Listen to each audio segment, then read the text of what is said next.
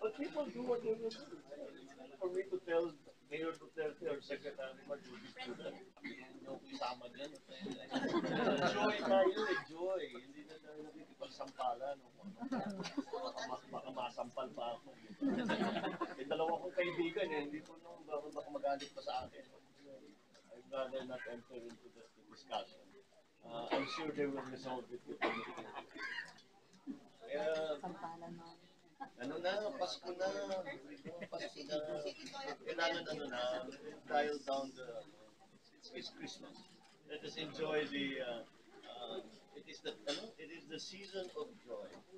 Let us indulge ourselves a little bit and feel some of that joy and spread some of that joy around.